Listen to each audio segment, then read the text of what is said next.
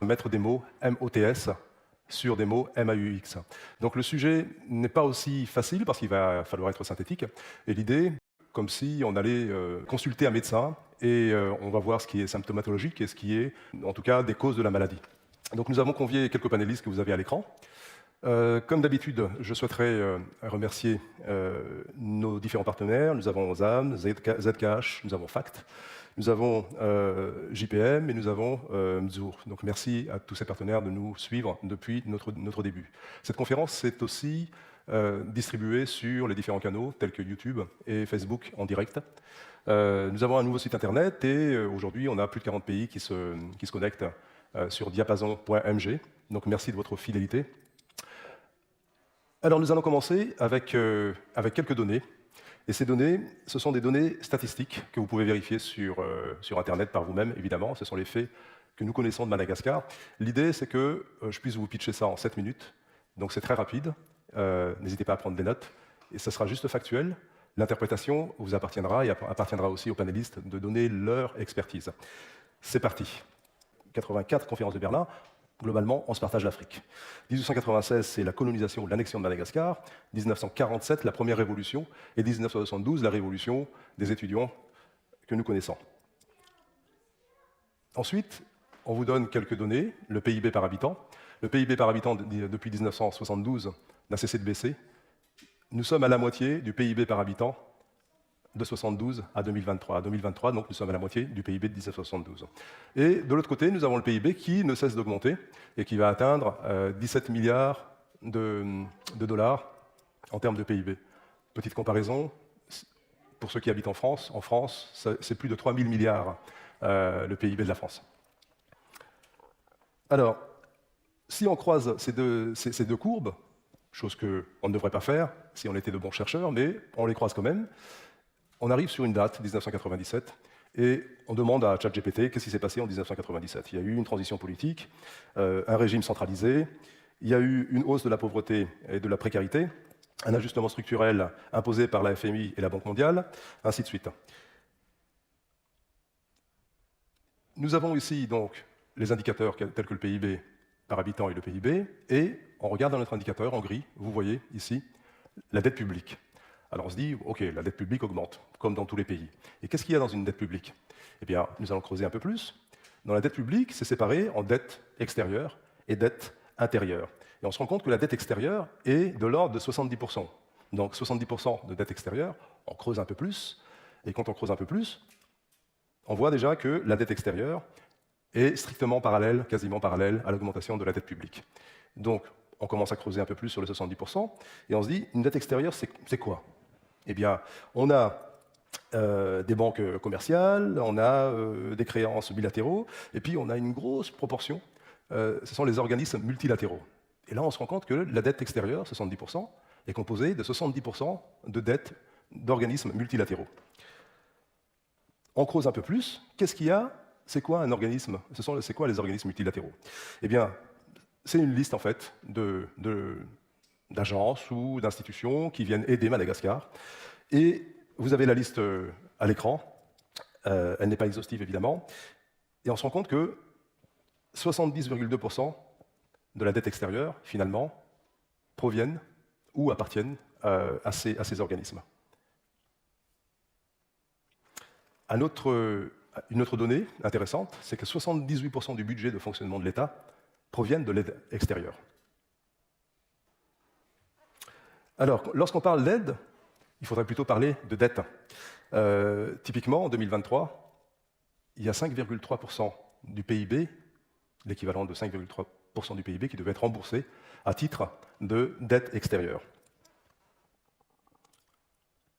On continue de creuser. Lorsqu'on parle de dette, on parle d'aide, donc on a une équation, c'est l'aide est égale à la dette. Si on doit rembourser 5% du PIB par an, à votre avis, il faut combien d'années pour pouvoir rembourser le capital et les intérêts? Je vous donne la réponse, il faut 50 ans pour rembourser juste les intérêts à hauteur de 2%. 2%, ça a été pris à titre arbitraire, parce que ce 2%-là est vraiment très minoré. C'est beaucoup plus que 2%. Et il faut 50 autres années pour rembourser le capital. Autrement dit, il faut 100 ans pour rembourser la dette de Madagascar, la dette extérieure de Madagascar telle qu'elle est aujourd'hui. Eh bien, nous arrivons sur une autre statistique qui vient de sortir. Madagascar est premier au monde, mais malheureusement, sur la pauvreté. Donc, le classement des pays les plus pauvres du monde, on a Madagascar, ensuite les autres pays en dessous, Somalie, même derrière Haïti et d'autres pays en difficulté. Une autre statistique importante, c'est que 80,3% de la population vit en dessous du seuil de pauvreté. Alors, attention, lorsqu'on parle de la dette, il y a l'intérêt de la dette, qu'on a pris de manière arbitraire à 2% pour pouvoir faire les calculs, mais c'est largement au-dessus, et il y a l'intérêt de l'aide, c'est complètement différent. Alors, on se dit, tiens, pourquoi est-ce que Madagascar est une terre d'opportunité? Il y a l'intérêt de la dette, ça veut dire qu'on doit rembourser l'aide, la dette que nous avons contractée, et derrière, on se pose la question, mais c'est quoi l'intérêt de l'aide? Pourquoi, finalement, aider les pays africains? Évidemment, il y a plusieurs raisons, et les panélistes pourront en discuter selon leur niveau d'expertise. Ce que l'on sait aussi, c'est que Madagascar est une terre d'opportunité parce que nous avons aujourd'hui un salaire qui est de l'ordre de 50 $ par mois. Nous avons des zones franches. Nous avons un certain nombre de services que l'on met en place pour les pays occidentaux. 92% du travail à Madagascar est informel, c'est-à-dire qu'ils n'ont pas de contrat. Et la population est en augmentation. Aujourd'hui, on est aux alentours de 30 millions d'habitants, avec 70% de la dette publique qui appartient aux bailleurs de fonds et 78% du budget de l'État, le budget de fonctionnement qui dépend de l'aide extérieure. Donc, finalement, la dette appartient maintenant aux générations futures, car il va falloir le rembourser comme dans tous les pays, évidemment. Rapidement, la liste des atouts économiques à Madagascar. Nous avons les mines et les minéraux, les produits agricoles comme la vanille. Nous sommes à Madagascar les premiers exportateurs de la vanille dans le monde. Les forêts avec les bois précieux, la pêche. Très rapidement, beaucoup de call centers, le développement informatique en tout genre, la création web, multimédia, le marketing digital. Nous avons la partie outsourcing des services, c'est la rédaction de contenu, les traductions, les supports clients, les gestions de projets. Donc, c'est une vraie terre d'opportunités pour différents services. Globalement, l'Afrique a des ressources pour les pays occidentaux qui sont des consommateurs. Et ces consommateurs-là, par la suite, évidemment, consomment comme nous le faisons aussi dans n'importe quel pays, mais ces pays-là, les pays occidentaux, vont transformer ces produits-là et le renvoient en Afrique, qui devient consommateur de ses propres ressources transformées. On arrive même à des situations où, un de nos panélistes pourra nous en parler, mais le poulet qui arrive en Afrique ou à Madagascar coûte moins cher que le poulet local parce qu'il est subventionné par les pays européens. Et dans tout cela, l'Afrique représente quoi? Je vous pose la question, à votre avis, l'Afrique est grand comment? Imaginez l'Afrique, vous avez l'Inde à l'intérieur de l'Afrique, vous avez l'Europe à l'intérieur de l'Afrique, et vous avez les États-Unis à l'intérieur de l'Afrique. Vous avez l'Australie à l'intérieur de l'Afrique. Et tout ça, c'est l'Afrique. Globalement, c'est aussi grand que ça. L'Afrique étant dans cette position de pourvoyeur de ressources aux pays occidentaux, devient lui-même consommateur de ces ressources transformées. Et lorsque on se met autour d'une table avec les pays occidentaux, en voulant parler d'égal à égal, eh bien, ça finit souvent avec la phrase « Ok, vous voulez de l'aide ?» entre parenthèses, de la dette supplémentaire.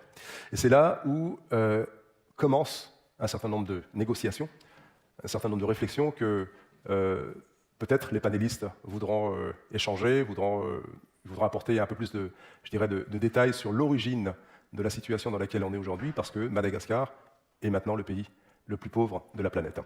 La slide suivante que je voulais vous montrer, c'est le PIB par habitant de l'Afrique.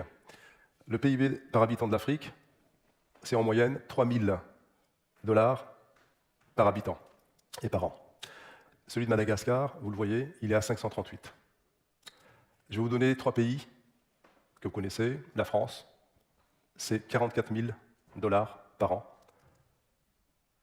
L'Allemagne, c'est 51 000 $ par an. Et les États-Unis, c'est 82 000 $ par an. Je vais revenir sur la précédente slide qui est marquante, c'est celle-ci. Nous allons commencer par notre première panéliste, Ketakandine Rafidson. Bonjour Kay. Bonjour Tine et bonjour tout le monde. Bonsoir plutôt, ravi d'être ici parmi vous. Merci d'être avec nous. Désolé pour ces problèmes techniques, Kay. Il y a 2 heures en plus à Madagascar. Donc, Kay, tu es à Madagascar, il y a 2 heures en plus. Et comme vous savez, il y a pas mal de délestages à Madagascar. Donc, on est ravis de vous avoir. J'espère que vous n'êtes pas en train de pédaler sur le vélo pour avoir de l'électricité. Donc, non, on n'en est pas encore là. Eh bien, très rapidement, Ketakandine Rafidson donc, a été chez Transparency International en tant qu'executive director. Et elle a la même fonction aujourd'hui chez... C'est bien ça ? Publish What You Pay, WYP. Yeah. YP, c'est ça, oui. Nous allons recevoir aussi, on va continuer avec les femmes, Fabricia de Vigne. Bonjour Fabricia. Bonjour Tine, bonjour tout le monde. Alors, je suis ravie d'être là. Merci d'être avec nous Fabricia. Fabricia donc, travaille à l'UNESCO. Elle s'occupe des programmes d'éducation à l'UNESCO. Et tu es dans quel pays aujourd'hui ? Moi, je suis à Dakar, au Sénégal. Et il y a des coupures d'électricité aussi. Parmi les défis qui sont communs à l'Afrique et à Madagascar, il y a ça. Parfait. Merci beaucoup d'être avec nous, Fabricia. Nous allons accueillir aussi Ralson, Indie Mandat. Bonjour Ralson. Ravi d'être avec vous ce soir. Bonsoir tout le monde. Ça va, vous m'entendez là ? On t'entend bien. Donc Ralson est politologue et il a travaillé aussi à l'Observatoire de la vie publique. Et enfin, nous allons recevoir sur scène nos panélistes en présentiel. Nous allons commencer par Audrey. Bonjour Audrey. Qui est, où tu veux, qui est la présidente de Malagasy Women Empowerment. Nathanaël Bivergasson. Très bien, bienvenue. Qui est la présidente de JPM. N'hésite pas à me corriger, hein, je t'en prie, pour ton nom. Nous allons recevoir aussi Elie Kamge, qui est le président du Club Efficience et le cofondateur de Mansa. Exact. Merci d'être avec nous, Elie. Avec plaisir. Et enfin, nous allons recevoir Mika Andriambel, qui est le président de ZKH. Merci d'être avec nous. Et enfin, notre modérateur, c'est Trabezon. Donc, après les discussions avec les panélistes, vous allez pouvoir poser des questions comme à l'accoutumée et avoir les réponses des panélistes. Bonne séance à vous.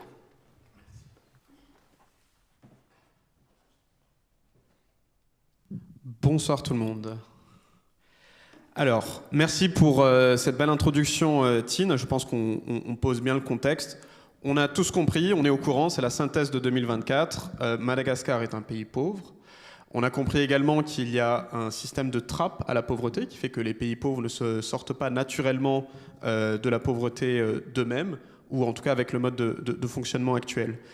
Cette année, on a parlé de beaucoup de choses. On a parlé d'économie, de la diaspora, de la démocratie, de la nation, et merci à tous pour la participation. Et l'idée, c'est maintenant de remettre tout ça dans le contexte. Et donc voilà, je vous invite à tous à partager et à échanger librement à bâton rompu. Ma première question, elle s'adresse à qui veut bien y répondre. C'est, avant de parler de solutions, on va parler des causes. Et ensuite, on s'essayera à l'exercice de hiérarchiser, de pondérer ces causes et éventuellement de faire le tri entre ce qui est l'ordre de la cause et de la conséquence. Et particulièrement vers ceux qui sont au pays, comment est-ce qu'on en est arrivé là ? Si on se tourne simplement vers le passé, en termes de causalité et dans le temps, selon vous, comment est-ce qu'on en est arrivé là? Comment on est arrivé à ce constat, à ce tableau qu'on vient de peindre? À qui veut bien se lancer?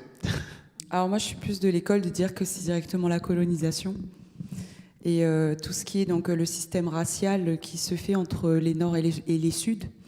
Et je pense que c'est vraiment une partie qu'il ne faut pas négliger, effectivement, dans toute la paupérisation du pays aujourd'hui et de tout ce qui concerne l'ingérence politique économique. Je pense que c'est une question dont on a un peu peur de parler, qui est donc la question raciale, premièrement. Et après, évidemment, tout ce qui en découle, c'est tout le système qui a été créé, et toute l'oppression aussi qui en découle. Donc ça, c'est, je pense, déjà un grand début. Et puis la face un peu cachée de l'iceberg, qui est quand même un grand bloc, ce qui est un grand bloquant par rapport à nos systèmes qu'on dirait malgaches aujourd'hui, qui sont mis en place depuis. Moi, c'est mon avis. Et donc, une grande partie des symptômes qu'on voit aujourd'hui sont des choses qui découlent et qui sont qu'on peut rattacher à ce premier décalage, à ce premier écart de ces 50 colonisations. C'est quelque chose qui est partagé dans l'ensemble. Si on commence l'exercice de hiérarchisation, est-ce que c'est quelque chose que vous mettriez sur le sommet de la pile? Je peux réagir à cette question, Serge? Oui, Je dirais effectivement que la colonisation est indéniablement un rôle dans notre destinée collective, je dirais. Hein. Mais ça, pour moi, je dirais l'élément fondamental. Il n'y a pas de délit. Et après, pour moi, ce que je blâme le plus, ce sont les gages successifs à partir de l'indépendance. Tout simplement pour avoir manqué de vision, avoir coupé le coche plusieurs fois de suite, et ça continue jusqu'à maintenant, appauvri volontairement à travers l'élimination de la qualité de l'éducation. Fabricia pourra peut-être en parler mieux que moi. Mauvaise priorisation économique, un manque total tout simplement. Hein, il ne faut pas oublier que l'État est le premier garant du bien-être de la population.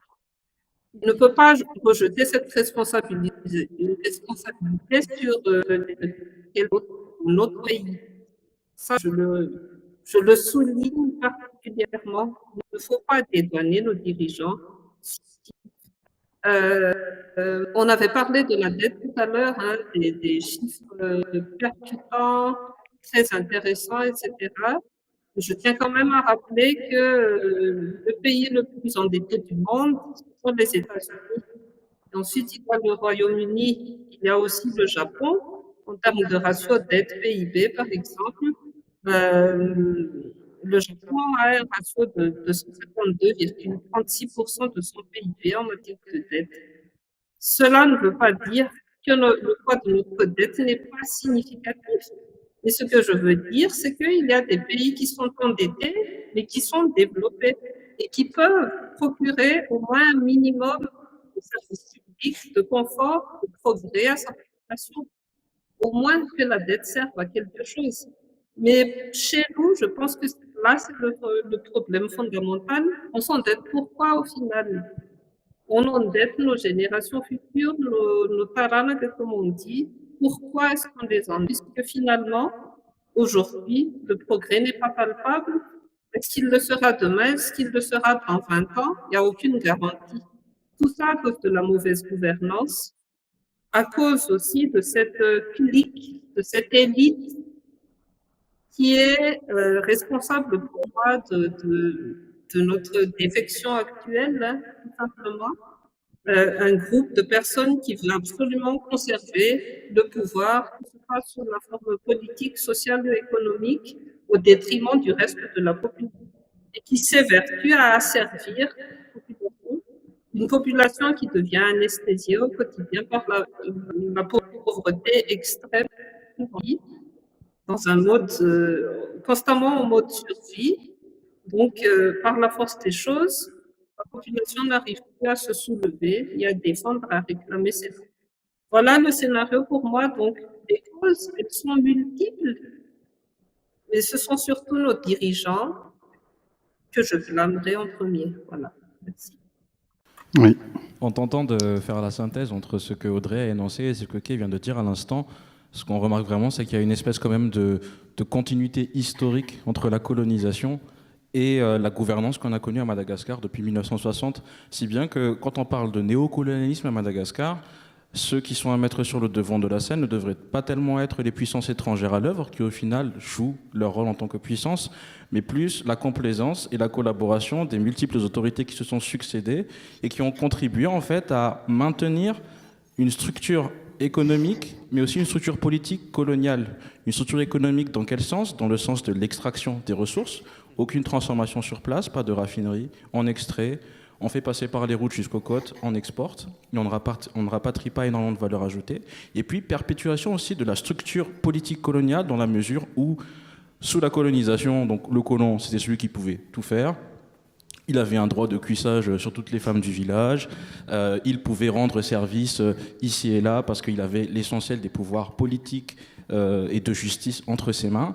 Et au final, ce qui se passe aujourd'hui, c'est que à tous les échelons de la vie politique à Madagascar, du Seif-Bouktan jusqu'au plus haut point, le système politique se base sur ce mécanisme de prédation de la rente politique, c'est-à-dire j'acquiers un poste politique pour pouvoir rendre service, pour pouvoir assumer un certain coût social, un certain prestige, et pas pour répondre fondamentalement aux besoins de la population. Donc, de la colonisation jusqu'à aujourd'hui, c'est le même combat.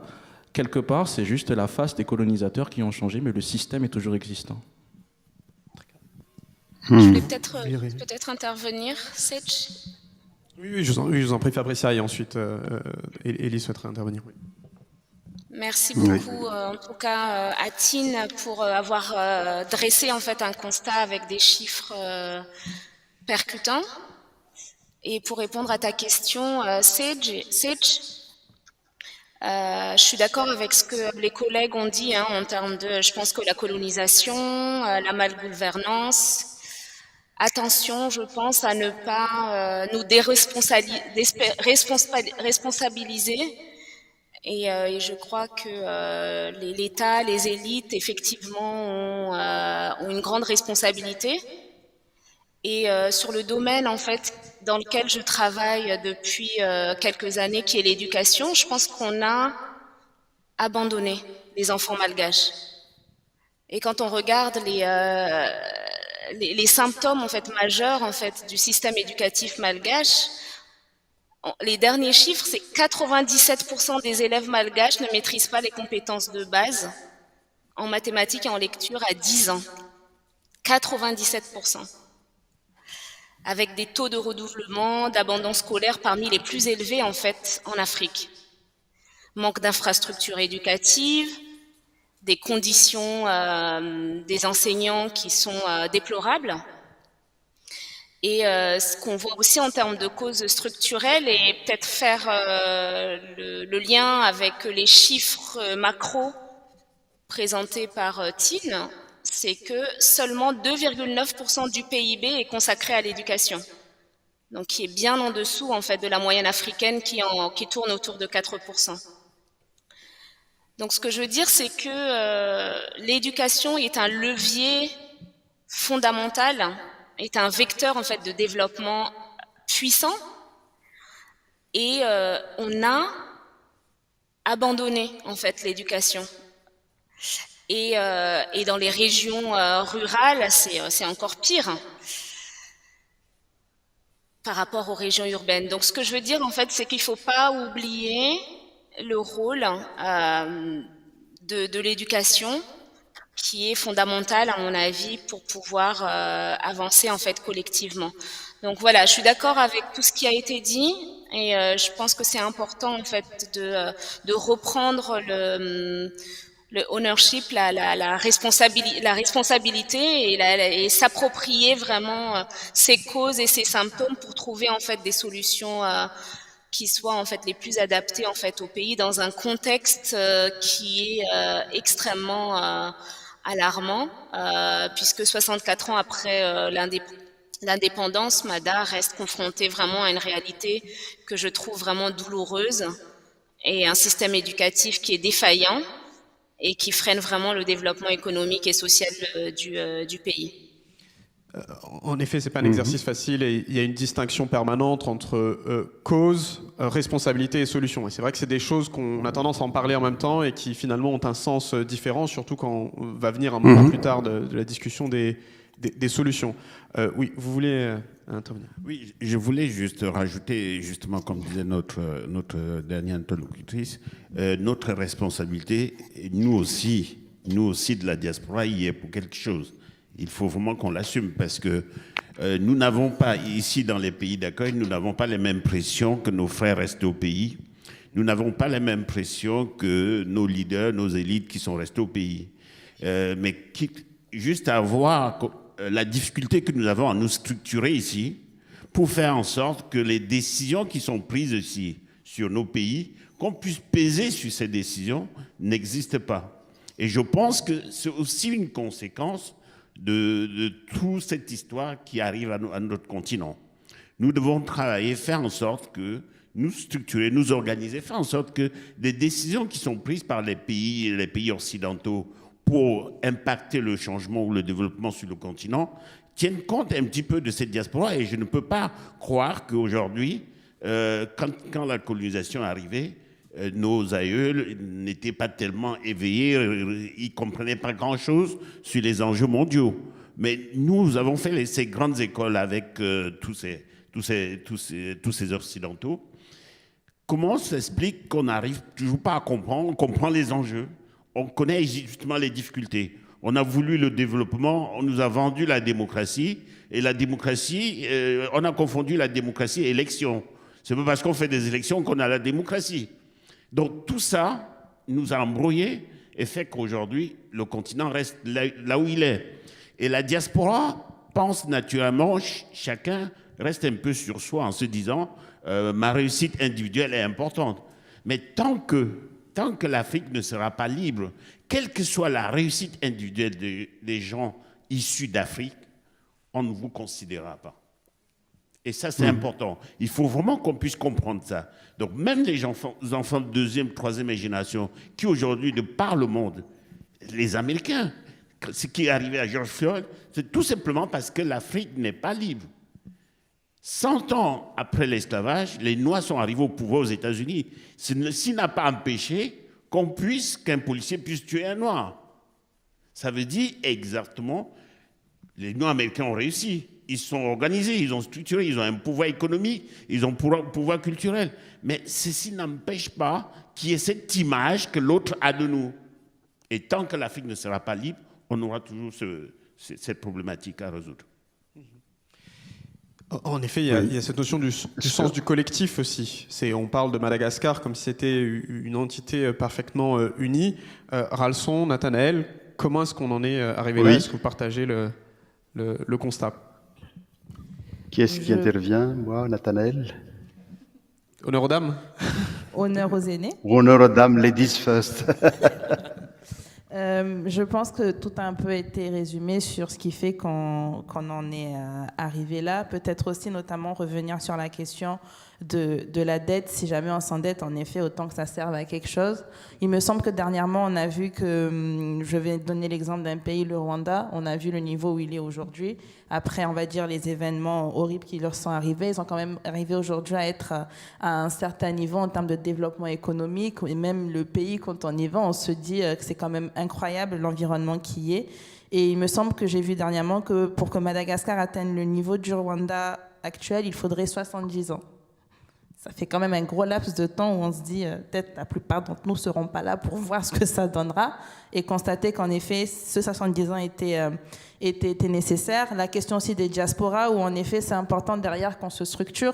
Sur votre première conférence notamment, on a vu que la diaspora malgache, notamment en France, avait quand même un certain niveau qui permettait de développer pas mal de choses sur plusieurs domaines. Donc une diaspora très compétente qui peut derrière réussir à transférer ses compétences au pays. Donc en effet, la question se pose de comment est-ce qu'on peut mieux structurer et structurant, on va dire, aux différents niveaux, autant à notre niveau, nous en tant que structure diasporique, qui essayons derrière quand même de créer un sens de communauté autour de différentes causes, on a notamment Madagascar Empowerment, ou même Zakwanou, on a derrière, ou même JPM, qui essayons derrière de plus structurer et formaliser une réponse au mot MAUX, mais qui derrière nécessitant quand même un certain appui et une certaine vision plus claire sur ce qui est attendu aussi de nous. Très clair. Ralson. Je voudrais peut-être apporter quelques compléments à ce qui a été présenté. Je suis d'accord avec le tableau qui nous a été présenté, très sombre. Concernant la situation de Madagascar, mais je voudrais quand même ajouter que dans la grande paupérisation, dans la situation de grande pauvreté, les inégalités sont quand même très, très, très fortes. Il y a une minorité qui est très, très riche. Ça, il faut le dire.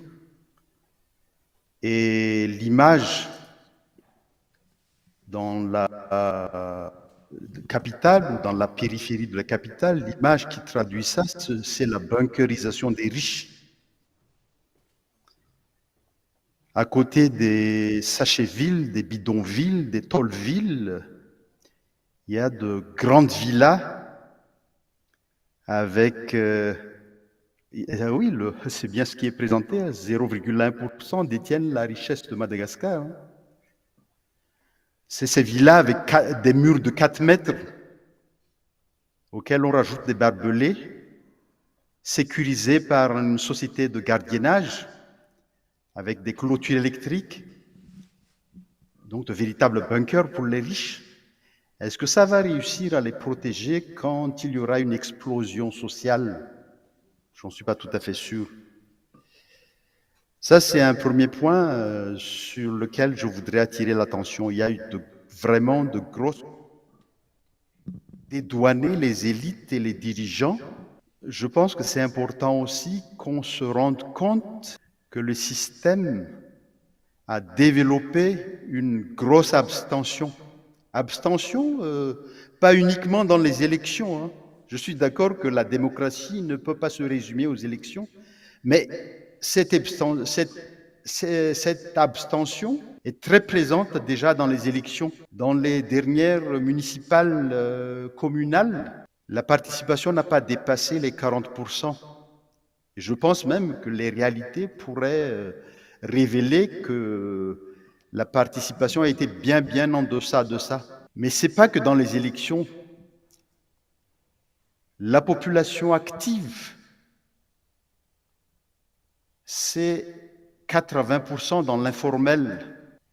Donc, il y a une sorte, je dirais, d'incivisme fiscal qui est la généralité. Je ne voudrais pas qu'on revienne à la situation qui avait été mise en place par le colonisateur. Tout le monde, enfin les hommes du moins, devaient payer un impôt per capita qui fait qu'on avait quand même une participation fiscale relativement importante. On est vraiment très de ça actuellement, ce qui fait que la pression fiscale à Madagascar est vraiment très faible, hein. Ce qui fait que ça démobilise aussi la population quelque part. Autre point sur lequel je voudrais attirer l'attention, on avait parlé dans, je ne sais plus dans quelle conférence, de l'éducation. L'éducation à Madagascar est régie par des lois d'orientation du système éducatif. Mais il ne faut pas oublier que ce système éducatif, il est vraiment parti de loin. Il est parti des écoles Koutab, coraniques, qui avaient été créées par les marins arabes dans le sud-est et dans lesquelles on utilisait le sourabé, le caractère arabe. Après, il y a eu des luttes d'influence, soit entre les églises, soit entre l'Angleterre et la France. Et finalement, on aboutit à un système qui ne, ça a été dit par Fabricia, je crois, qui ne répond pas du tout aux besoins du pays. Quelque chose qui frappe dans les statistiques d'année en année, quand on regarde les inscriptions au baccalauréat, on a 75% d'inscriptions pour les séries littéraires. Et on n'a même pas 10 000 inscrits pour le baccalauréat agricole. Pour un pays comme Madagascar, c'est complètement aberrant. Mais je voudrais qu'on se tourne vers l'avenir. Le monde vit de grandes transitions, ou plutôt une transition avec de multiples facettes. Je suis sûr qu'un pays comme Madagascar, si on sait vraiment lutter contre l'atomisation de la société, à Makawaz, où chacun veut s'en sortir individuellement, si on arrive vraiment à vaincre cette atomisation, dans la transition que vit actuellement le monde, Madagascar pourrait vraiment apporter sa part dans la construction de l'avenir. Mais il faut vraiment faire très attention. Ici, je mets le doigt sur quelque chose qui me semble extrêmement important, parce que c'est d'actualité. Et les choses qui se mettent en place risquent vraiment de faire plus de mal que de bien. Madagascar, politiquement, a choisi pour son autosuffisance alimentaire. Je parle d'autosuffisance alimentaire à dessein, même si quelquefois certains responsables osent parler de souveraineté alimentaire. Cette autosuffisance alimentaire est basée sur l'utilisation de semences hybrides. C'est extrêmement grave. Est-ce qu'il y a eu de véritables débats? J'en ai pas entendu parler, parce qu'on est vraiment très mal parti. L'utilisation de semences hybrides nous condamne à dépendre des semenciers, à détruire notre biodiversité, et sans doute à consommer des organismes génétiquement modifiés. Alors que si on arrive à gérer intelligemment, je pense qu'on pourrait vraiment arriver à la souveraineté alimentaire avec des semences qui soient gérées avec les paysans malgaches. Dans l'intérêt du temps, et avant de se plonger dans le détail des solutions, j'aimerais juste revenir sur un thème commun de vos interventions. On a parlé d'abstention, on a parlé de mobilisation de la diaspora. Il y a quand même cette question du sens collectif. Donc on a bien compris qu'il y a des causes profondes et systémiques qui font que le pays est pauvre et se maintient dans la pauvreté. Il y a cet acte manqué ou cette opportunité de manquer, de le sortir de la pauvreté qu'on peut attribuer à des choses qui sont beaucoup plus contemporaines.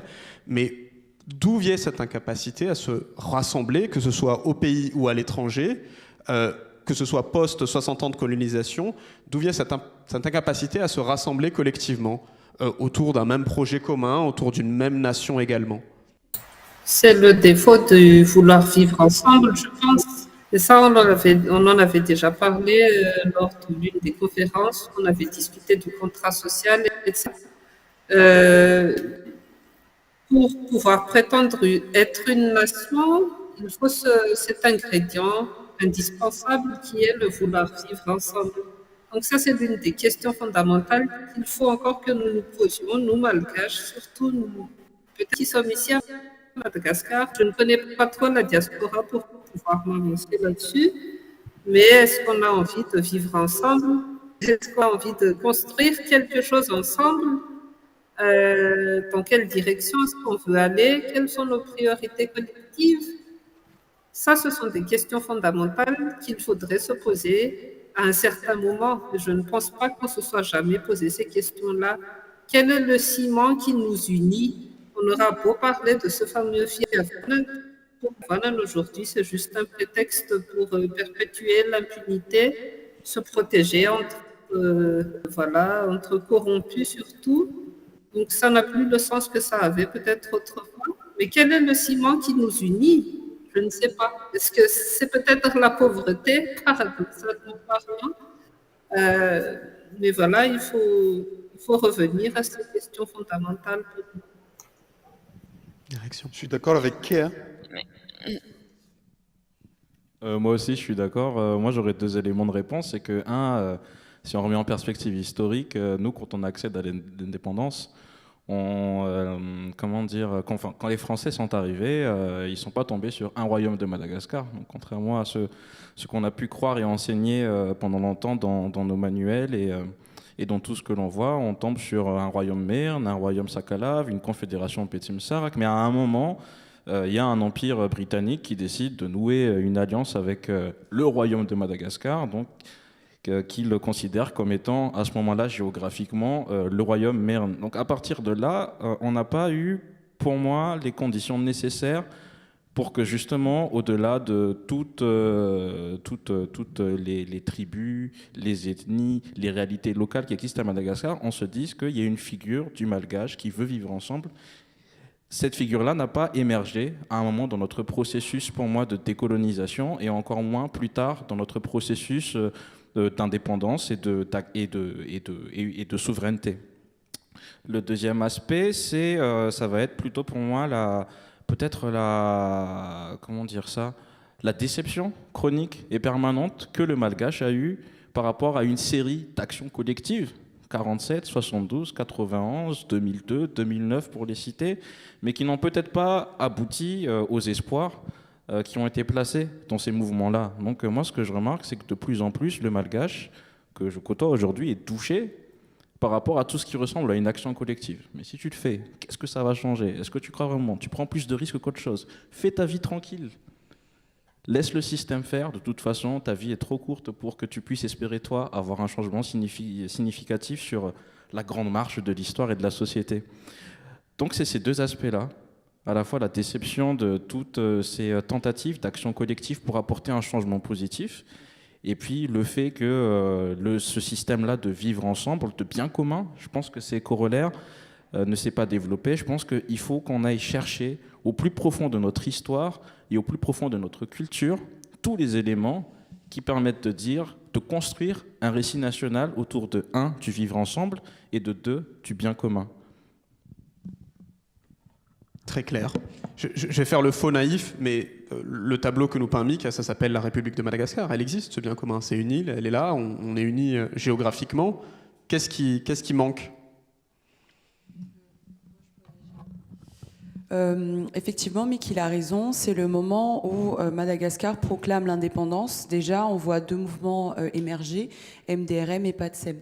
Donc là, déjà, on a un leader qui dit les Mernes, forcément, veulent absolument donc s'accaparer le pouvoir politique, comme ils ont toujours fait pendant des années. Et nous, donc ils se sont mis exactement dans le groupe côtier. Donc voilà, je reprends vraiment ce qu'il disait donc, à l'époque.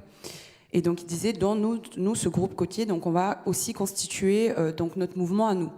Et c'est vrai que quand on revient dans l'histoire de Madagascar, comme dit Mick, en fait, on a toute une succession finalement d'actes politiques qui fait qu'aujourd'hui, le malgache, il ne peut pas, lui tout seul, se proclamer « Ah, je suis malgache et une nation de malgaches.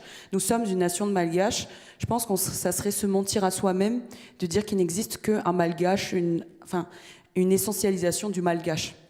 Voilà. Et donc aujourd'hui, c'est vrai que déjà, essayer de restaurer cette confiance qui existe entre nous tous, en termes de tout ce qui est groupe ethnique, tout ce qui est donc social, économique, etc., c'est déjà un gros travail de fond qui est très difficile et qui va en prendre le lead. Et si c'est la communauté Merne qui le fait, est-ce qu'on ne revient pas encore de nouveau à encore reconstituer tout le système d'avant? Et aussi, donc, comme disait Mick également, en termes économico-social, on se rend compte que finalement, on nous dit souvent, ne passons pas par des financeurs externes pour pouvoir mettre en place des projets de développement, faisons-le entre malgaches, mobilisant des financeurs nationaux. Et aujourd'hui, personne n'a envie de financer des projets. Tout le monde se dit qu'on ne peut pas faire confiance aux malgaches. Les malgaches entre eux se disent que ne fait pas confiance à un autre malgache. Et en fait, c'est toute une succession finalement de personnes et de méfiance autour du système et autour des politiques en fait, qui fait que ça freine justement tout l'élan en fait qu'on essaie de mettre en place collectivement. Et c'est réel, parce que là, je prends encore un autre exemple. Aujourd'hui, on a une communauté à Madagascar, donc sud-asiatique, qu'on appelle les Karanes, qui est une communauté qui est suffisamment forte et qui, elle, par contre, essaie de tendre la main chaque fois pour financer des projets de développement, à qui on dit stop, parce qu'il y a encore cette question de essentialiser le malgache en lui-même et dire vous n'êtes pas suffisamment malgache pour pouvoir financer des projets nationaux. Donc il y a encore tout ce mix, tout ce métissage culturel qui vient aussi venir entacher finalement tous les projets politiques et sociaux qui se mettent en place au sein de la communauté, des communautés ou de la communauté. Je pense que je rejoins aussi notamment sur le vivre ensemble. Je pense qu'on est issus à peu près toutes associations, donc on le voit aussi même en association ici. Quand on présente notamment nos associations pour avoir des bénévoles ou des membres, où finalement la question, j'aime bien le rire, finalement l'obstacle ça va être oui mais pourquoi, ça va donner quoi? Nous, on est du Nord Madagascar et quand même depuis 1987, donc il y a quand même eu plusieurs mandats qui sont succédés où il y a quand même eu des actions. Et on est aujourd'hui face à où quand on me demande est-ce que par exemple est-ce que je peux intégrer JPM, et moi je dis mais c'est pas le concours d'entrée pour HEC, hein. C'est toi, si tu as à donner, tu donnes. Et aussi notamment, donc comme je l'ai dit, le vivre ensemble. Il y a le dicton qui dit que l'homme est un loup pour l'homme, mais je pense que comme Audrey l'a dit, finalement, je pense que le malgache est un loup pour le malgache.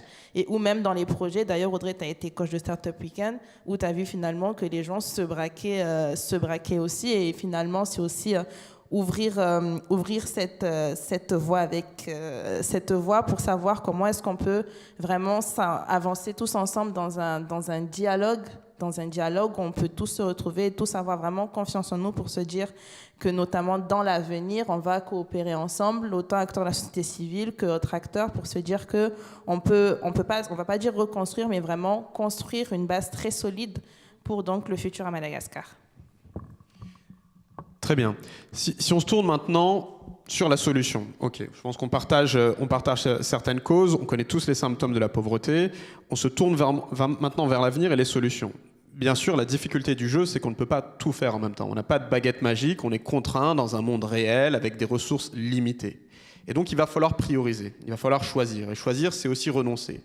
Si je vous écoute et qu'on attribue une des causes de cette situation au vivre ensemble, ça paraîtrait délirant de dire mobiliser le peu de ressources que vous avez, le peu de budget pour lequel vous mettez en hypothèque l'avenir de vos enfants, sur du vivre ensemble, sur de reconstruire un récit national. Alors c'est très beau à entendre, mais est-ce que c'est vraiment là qu'il faut mettre les sous, l'effort à vouloir rassembler quand on a des gens qui meurent de faim, quand on a d'autres enjeux nationaux? Ça paraît contradictoire de vouloir investir là-dedans quand on a d'autres priorités très temporelles.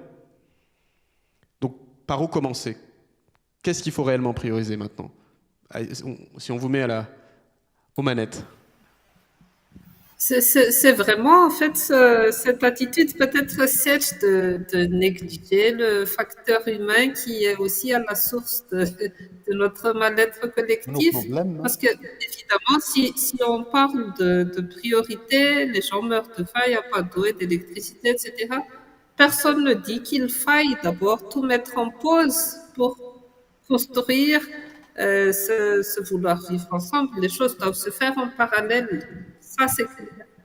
Mais il faut absolument inclure dans les priorités, pour moi en tout cas, un effort d'éducation citoyenne, d'instruction civique très, très, très fort pour arriver à vraiment ouvrir les yeux de la population en disant et on passe notre vie à nous faire entuber, il serait temps que la situation se renverse.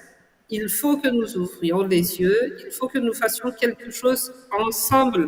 Je ne vous dis pas la difficulté de mobiliser les concitoyens ici à Madagascar. Lorsqu'on fait une action citoyenne, c'est peut-être la même chose dans la diaspora, hein, mais ici, je vous dis, dernièrement, et Radisson peut en être témoin, on a lancé une initiative qui s'appelle Bikapan pour protester contre le déni total en termes d'électricité et d'eau. On a eu 60 signataires qui manifestent qu'on a remis au président de la République et au Premier ministre. Et pour avoir ces 60 signatures, je ne vous dis pas déjà le combat. Hein. Pourtant, le pays compte beaucoup d'intellectuels, de personnes engagées, etc. On a eu 60 signataires. On a lancé la pétition et je pense que certains d'entre vous y ont participé. On a été quand même un peu étonnés vu le ras-le-bol qu'on aurait cru généraliser. On a eu à peu près 2500 signatures. Donc on se dit, mais mince, tous ces gens qui blablataient sur les réseaux sociaux, etc., où est-ce qu'ils sont passés tout à coup? Pourquoi ils ne signent pas la pétition? Donc c'est ça, pour moi c'est fondamental de débloquer la tête des gens en disant, vous voulez un meilleur avenir, il faut aussi se retrousser les manches et oser y aller ensemble. Il n'y aura pas de miracle, personne ne viendra nous sauver. Il faut qu'on le fasse nous-mêmes et qu'on le fasse ensemble.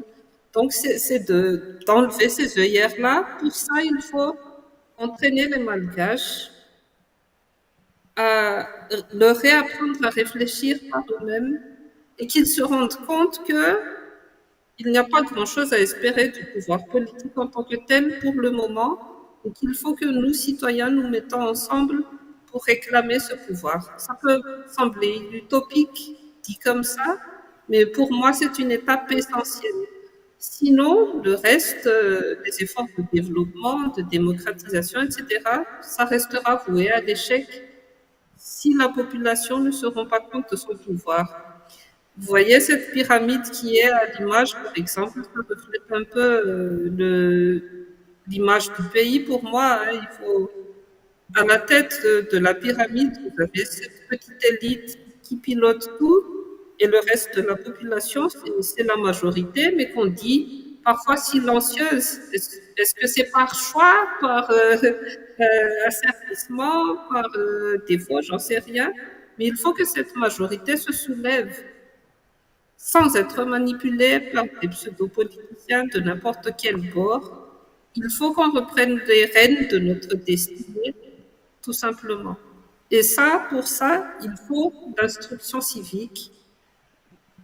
Et il faut que les gens se rendent compte qu'ils ne sont pas des animaux, qu'ils ont aussi des droits, que ce sont des citoyens à part entière, que ce soit le tireur de pouce-pouce à Pessaret, que ce soit le médecin, tout le monde, nous sommes tous égaux. Nous sommes des êtres humains qui avons des droits. Parce que si on continue à se faire berner par le blabla politique ambiant, qui a à chaque fois des réponses toutes prêtes, des statistiques, de la poudre aux yeux en disant voilà la solution, on connaît déjà tout ça, mais les choses doivent se faire. On sait très bien que ça n'arrivera pas. Donc il faut qu'on appuie sur l'accélérateur maintenant. Sinon, dans 60 ans, on a une autre conférence diapason, on se dit voilà qu'est-ce qui s'est passé pendant les 6 dernières décennies, pourquoi on en est encore là? C'est maintenant ou jamais, quoi. Je ne nous le souhaite pas. Je souhaiterais juste si on pouvait gérer l'écho des intervenants à Madagascar. On entend le sujet de l'éducation civique. Fabricia, je me tourne naturellement vers toi.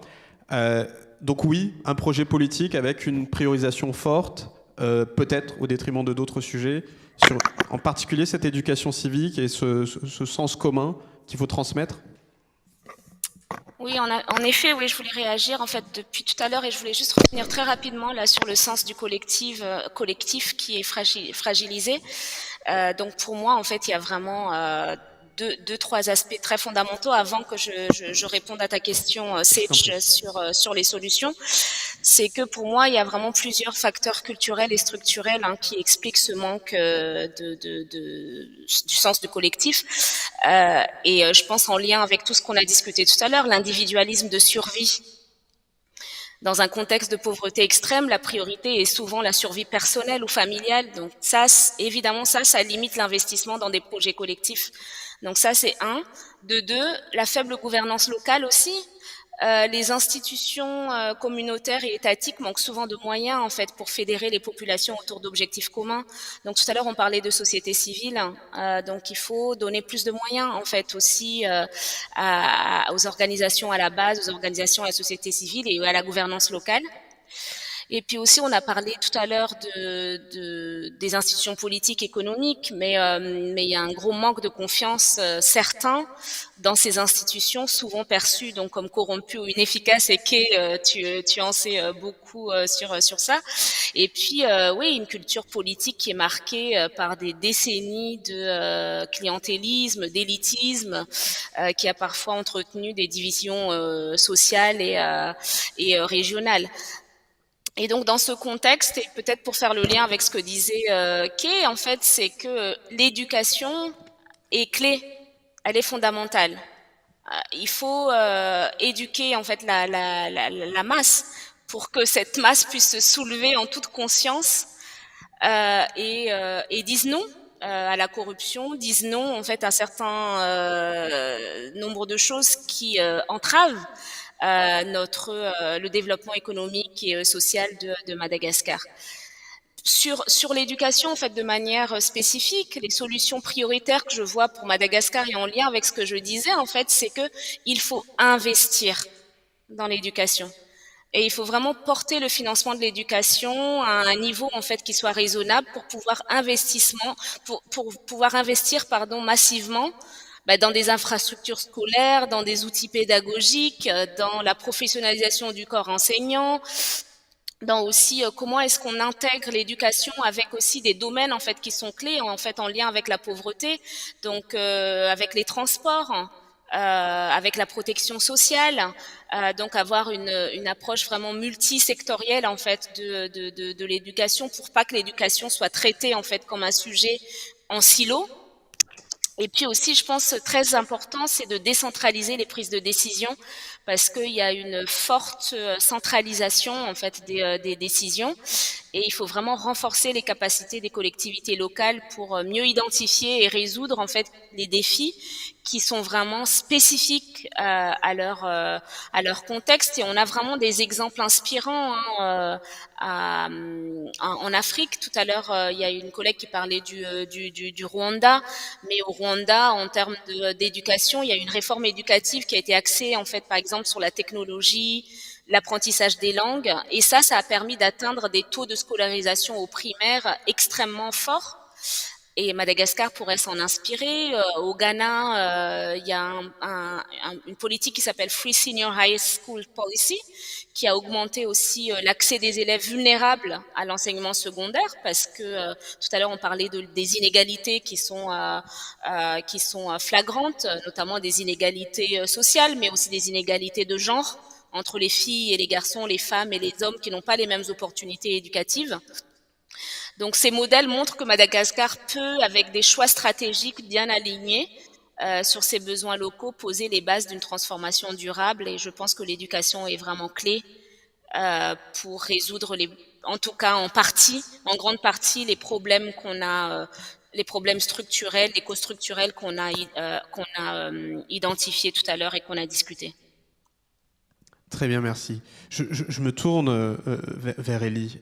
Quand on entend tout ça autour de l'identité, l'allocation des ressources, le rapport au bien commun, est-ce que ça fait écho à l'Afrique et qu'est-ce qui a pu mieux fonctionner, moins bien fonctionner à l'image du continent? Bien sûr, ça fait écho à l'Afrique. Mais en revenant sur ce point-là, je pense que quand on revient à la base des populations, dit quelles sont les priorités, c'est vraiment basique, c'est-à-dire là on revient au réflexe animal, c'est-à-dire c'est se nourrir, se loger, avant de l'éducation. Si on revient un petit peu à l'étape du Covid, je veux dire quand il y a le Covid, que tout était bloqué, on ne cherchait plus à voir qui va à l'école, qui ne va pas à l'école, hein, c'est d'abord la survie. On vit d'abord avant de voir après si on mange. Donc il y a un premier, je pense qu'il faut vraiment que les gens puissent se soigner, puissent manger.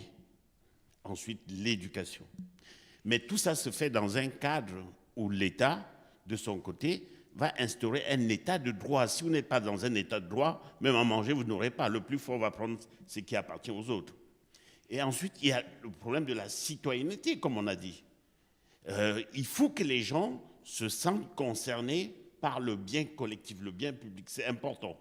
Sinon, chacun fait un petit peu comme il veut, et ça devient plutôt l'anarchie. Donc ça, c'est vraiment capital à la base. Mais après, une fois qu'on a ce basique, ben oui, après, on voit comment on va se développer, investir et tout, où on va instaurer la démocratie. Mais bon, tout ça, pour moi, je pense que même cette histoire de démocratie, il ne faut pas confondre. Nous, on est vraiment à l'étape où on souhaite le développement. Le développement et la démocratie, c'est autre chose. Parce que je sais bien que dans le monde entier, lors d'une de nos conférences, on en a parlé, il y a des pays où ils ne sont pas démocrates, mais les gens ont le bien vivre. Ils sont heureux de vivre dans ces pays. Ils ne quittent pas ces pays. Je ne veux pas prendre l'exemple du Qatar pour ne pas le citer. Les pays du Moyen-Orient, ils n'ont pas de démocratie telle qu'on le conçoit, mais l'indice humain de satisfaction est énorme. Ils sont très heureux là où ils sont. Et ce n'est pas parce qu'ils ont une éducation de très haut niveau. Tout simplement parce que le cadre est fait, il y a un état de droit, il y a un problème de citoyen. Les gens se sentent bien dans leur cadre de vie et ils arrivent à se nourrir, ils arrivent à se soigner.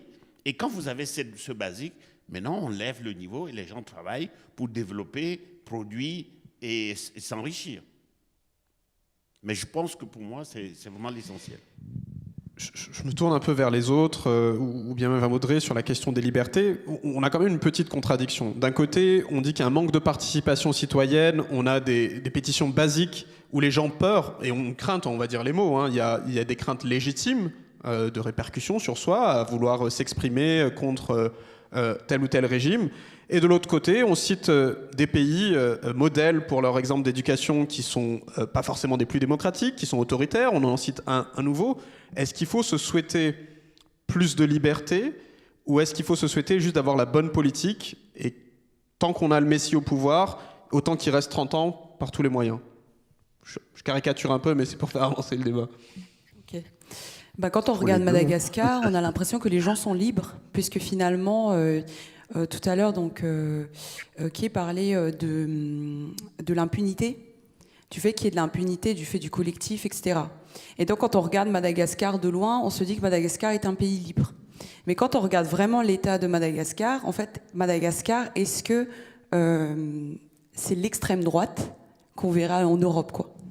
Parce qu'il y a énormément de lois, énormément de projets qui sont faits par l'élite politique, qui restreignent les droits des personnes qui sont à Madagascar.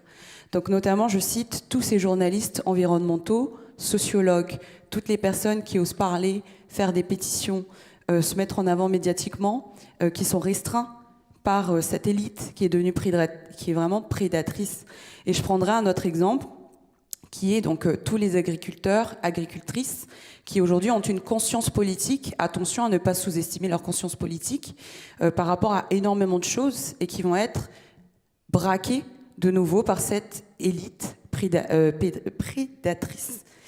Et en fait, ça, par exemple, en termes de liberté et de droits humains, par rapport à Madagascar, c'est vrai que très souvent on dit, par exemple, je prends un exemple, la communauté LGBTQIA+, tout le monde va dire, en fait, c'est pas la priorité, parce qu'il faut que les gens mangent, il faut que les gens arrivent à travailler, il faut que les gens, voilà, c'est pas la priorité. C'est ce qu'on disait exactement il y a 10 ans des femmes, c'est pas la priorité.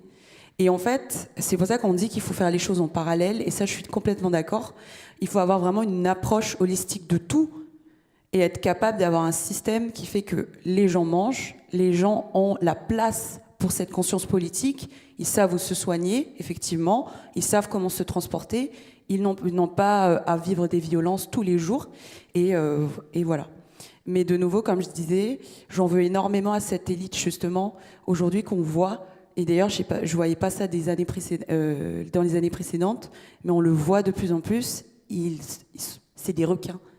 Ils sont là, même si on a envie, nous, de se mobiliser à 100, 2000, 1 million de personnes, on a une élite qui est prête à en découdre, qui est prête à exproprier les gens, qui est prête à puiser dans les ressources, détruire les grandes familles, détruire tous les petites communautés. Et là, on peut... moi, je pense qu'il faut vraiment s'alarmer aujourd'hui sur la liberté des droits humains des Malgaches. Une réaction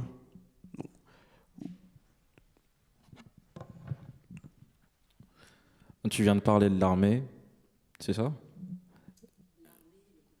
Oui, c'est ça. En fait, moi, je rebondis sur l'armée dans la mesure où l'armée, typiquement, représente le type de dépenses aujourd'hui dans le budget de l'État qu'on pourrait être amené à reconsidérer, rationaliser. Si demain, on se dit la priorité, c'est l'éducation, on a un nombre excessivement élevé de généraux pour le niveau de sécurité que l'on peut offrir à la population, d'une part, et puis surtout dans l'armée de terre, considérant qu'on est une île, donc c'est peut-être pas là où il faudrait le plus investir.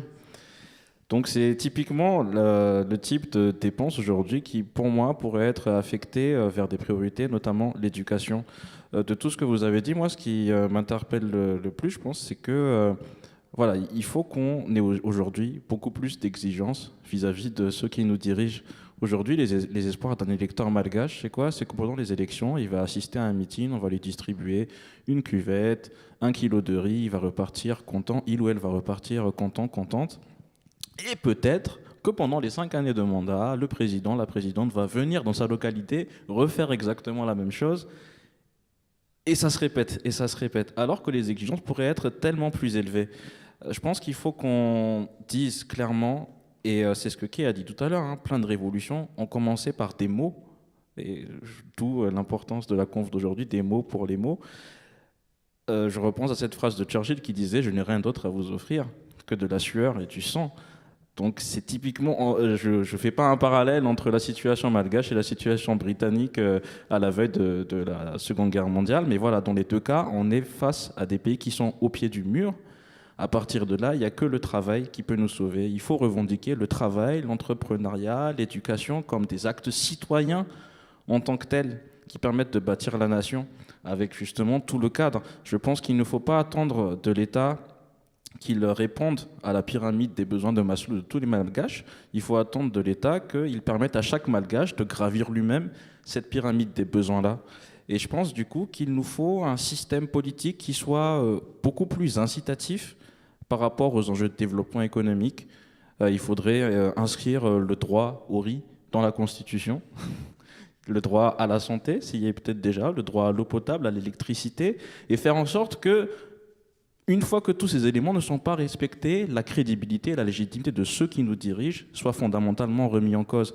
Ça paraît anecdotique hein, et peut-être un peu niais du point de vue d'une perspective occidentale de se dire le droit au riz est dans la Constitution, mais typiquement pour moi c'est le type d'attente, d'exigence qu'on peut avoir vis-à-vis de nos gouvernements par rapport à notre réalité locale.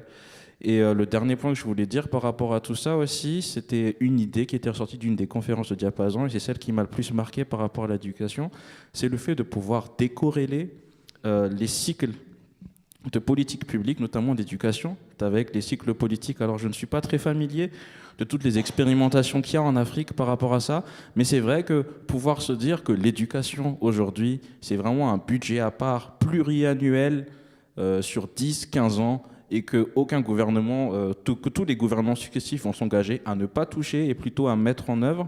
Donc vraiment travailler sur le long terme de manière apartisane. Je pense que ça peut être un mode de fonctionnement sur des sujets sensibles comme la couverture santé, comme l'éducation, donc vraiment des investissements d'avenir qu'il faut vraiment sanctuariser, sécuriser et préserver des soubresauts de la vie politique. Très bien. Est-ce qu'il y avait d'autres réactions? Je voudrais juste peut-être dézoomer un peu. Oui, Fabricia, oui. Ah, pardon, je crois que je vois les lèvres de Ralson. Je ne sais pas si on l'entend. Vous m'entendez? Tu m'entends? Oui, parfaitement. Je voudrais rebondir sur ce qui a été dit. La priorité des priorités, hein, c'est vraiment de lutter contre l'atomisation de la société malgache. Et l'action à lancer, c'est l'éducation, éducation civique, mais éducation politique aussi. Et ça, c'est à la fois pour le court terme, pour le moyen terme et pour le long terme. Il y aurait vraiment beaucoup à développer, beaucoup à dire là-dessus, mais c'est le point le plus important. Et ça nous permettrait de bâtir le vivre ensemble, de construire la nation. Parce qu'actuellement, il y a des opportunités, mais que nous ne saisissons pas.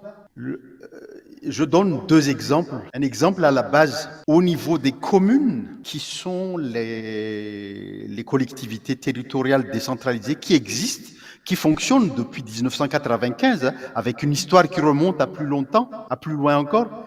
Mais au niveau des communes, nous avons un décret qui a instauré les structures locales de concertation. Ce décret date de 2015. Et comment nous nous en sommes saisis? Parce que finalement, la majorité des communes n'ont pas de structure locale de concertation. Mais c'est une opportunité à saisir. Parce qu'en fait, ça permet de contourner la mainmise qui a été instaurée par le pouvoir central sur les Fouktan. Comme vous le savez, les chefs Fouktan dépendent du chef de district qui dépend du ministère de l'Intérieur.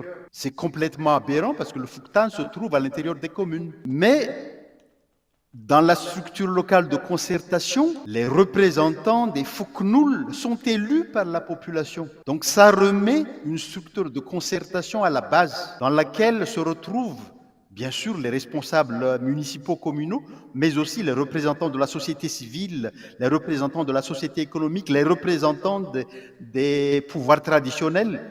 Donc c'est quand même très intéressant de se saisir de cette opportunité des structures locales de concertation dont la mise en place a été décrétée. Ça c'est un exemple à la base. Hein. Un autre exemple aussi, mais qui se situe au niveau de Madagascar, de toute la nation. Comme vous le savez, la constitution actuelle nous a donné l'opportunité de mettre en place un conseil économique, social et culturel. Bien entendu, les dirigeants étatiques n'en ont pas vraiment voulu.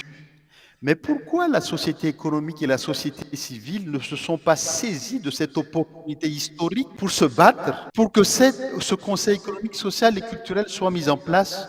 On aurait débattu de beaucoup de choses pour que les priorités soient clarifiées au niveau de toute la nation. Ça fait partie du vivre ensemble, de la construction de la nation. Ça aurait permis de voir si c'est le transport maritime côtier qui serait prioritaire par rapport à la construction d'un téléphérique à Tana. Parce que le transport maritime côtier aurait permis de maintenir la décentralisation, de renforcer la décentralisation. Ça aurait permis de mieux vivre sur les côtes malgaches, de sécuriser les transports côtiers, de renforcer les ports secondaires.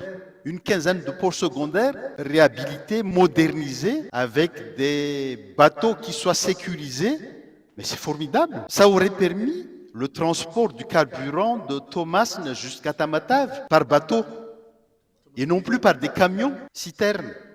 Un exemple vraiment très... Mais ça permettrait de partir de Majunga, d'aller à Maitran, d'aller à Mourdav avec des bateaux sans dépendre du vent, comme ce qui se passe actuellement avec les boutres. Ça aurait plus de sens que le téléphérique. Mais ça aurait pu être débattu au sein d'un conseil économique, social et culturel. Donc, deux opportunités, la structure locale de concertation au niveau de communes, le conseil économique, social et culturel, que la société économique et la société civile auraient dû utiliser et saisir. Très bien. Autre chose, juste un exemple, je voudrais en fait aussi...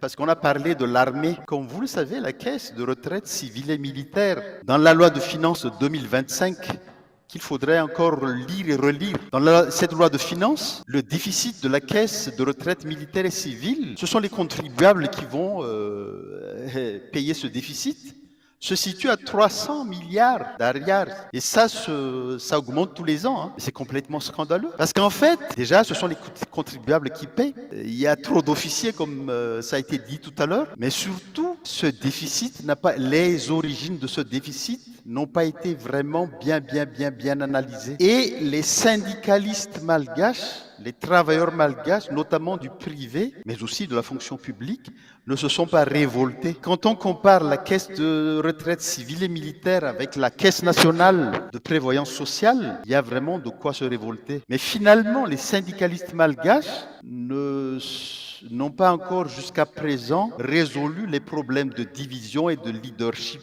Bien entendu, avec aussi un peu les actions un peu décourageante des dirigeants politiques. Quand je pense que le syndicat des enseignants et chercheurs universitaires a été un puissant syndicat et que maintenant les universitaires hésitent à se faire élire dans le bureau du CSS parce qu'ils ont peur, parce que le président actuel, ou enfin le président qui est en fin de mandat, a été victime d'intimidation, c'est quand même malheureux qu'on en arrive à ça. Mais tout ça peut être résolu si tous les enseignants, chercheurs constituent un vrai bloc. J'arrête là. Juste profiter des dernières minutes de discussion avant de prendre les questions.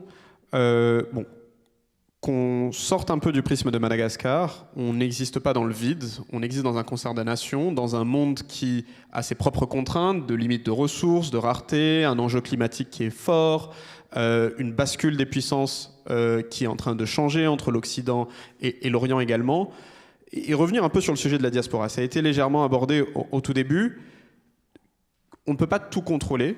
Nous, Madagascar, on ne va pas rechanger. Par contre, on a une diaspora qui peut être influente.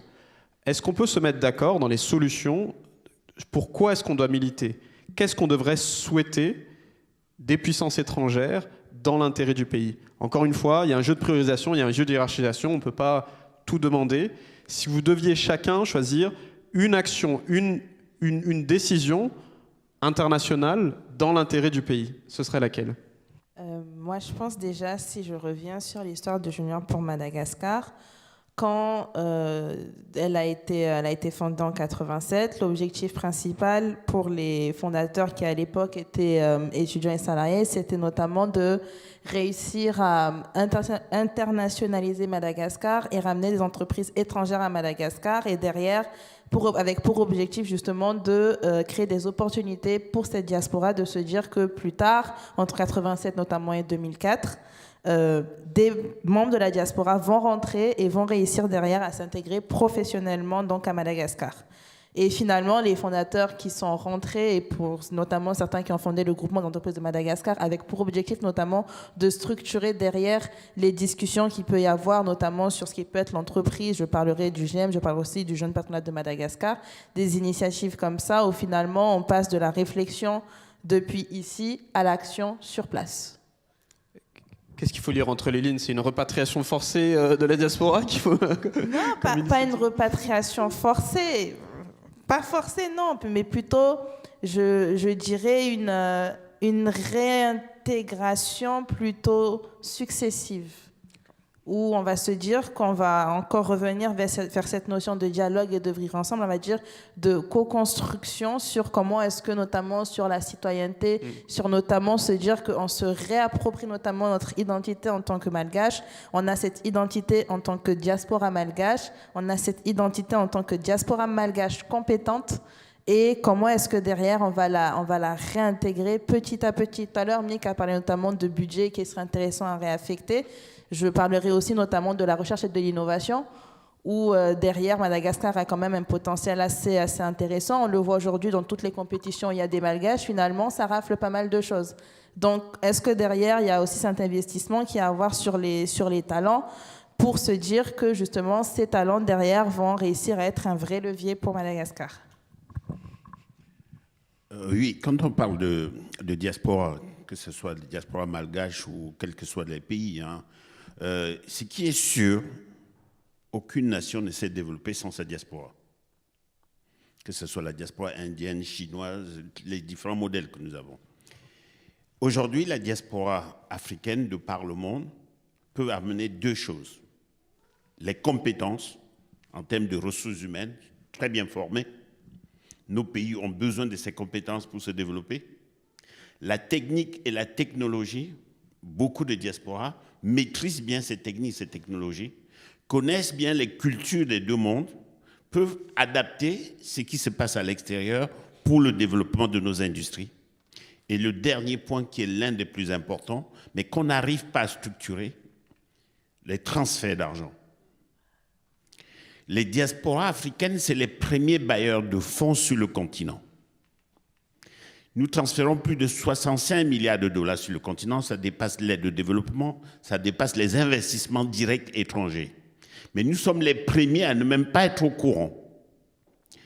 Quand on voit il y a un mois ou 2 mois, une vingtaine de pays africains sont allés en Chine pour quémander 50 milliards de dollars.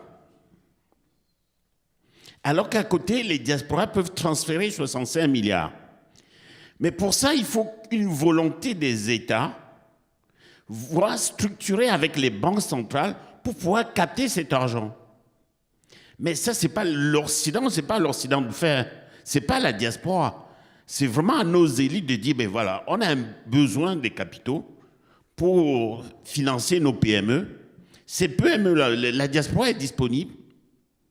Et aujourd'hui, cette diaspora peut financer ces PME. Quelque chose qui est très important, dont il faut souligner concernant la diaspora, nous sommes aujourd'hui à la 2e et 3e génération des diasporas en Occident.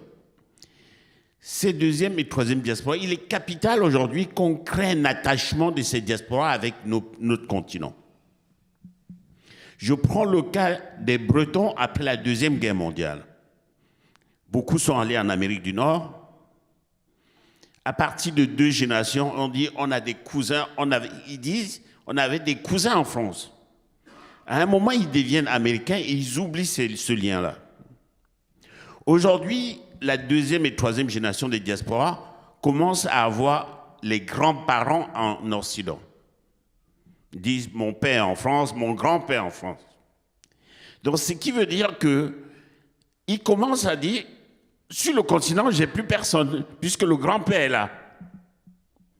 Donc, au bout de 3 générations, si on n'a pas créé un attachement entre la 2e et 3e génération, ils vont complètement oublier le lien qui les rattache au continent.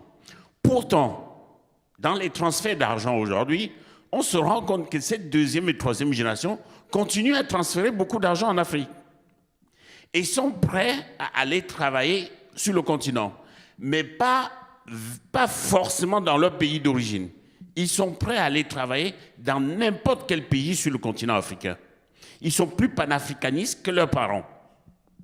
Donc il est important qu'on crée cet attachement et qu'on mette en place un certain nombre de dispositifs. C'est pour ça que nous faisons un forum le 8 février sur les RIPAT, pour permettre justement que les gouvernants, il faut sensibiliser les gouvernants, il faut absolument mettre en place des dispositifs pour accroître la contribution des diasporas au développement et des mesures pour faciliter leur insertion. Faciliter l'insertion, ce n'est pas forcément dit tout le monde rentre. Non, on peut avoir une entreprise ici et créer une succursale au pays. Ceci vous permet d'aller de temps en temps au pays, d'avoir un lien avec le pays. On ne dit pas forcément qu'il faut absolument... Mais par contre, nos gouvernants, ils ont un regard un peu tronqué des diasporas. Ils sont restés figés sur la première génération. Et du coup, quand ils veulent parler à la diaspora, ils parlent à la diaspora de leur pays. Mais non, on est panafricain. La 2e et 3e diaspora est panafricaine. Et ils peuvent aller vivre et investir partout. Il suffit qu'il y ait des mécanismes pour capter leur épargne, capter leur investissement, et à ce moment-là, ils viendraient plus facilement. Et si on ne crée pas cet attachement, je vous assure, au bout de 3 générations, on va perdre cette diaspora. Très bien. Très bien, merci beaucoup. Je vous propose qu'on se lance maintenant dans les questions et les réponses.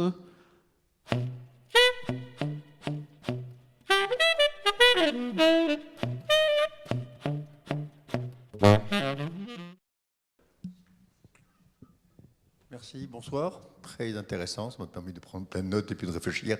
Patrick Rakoutmalal, bonjour. Effectivement, derrière nos amis, il y a Ake, il y a Rallison en particulier. Et puis merci aux panélistes en l'occurrence. Hein. Très intéressant, ça me permet de réfléchir.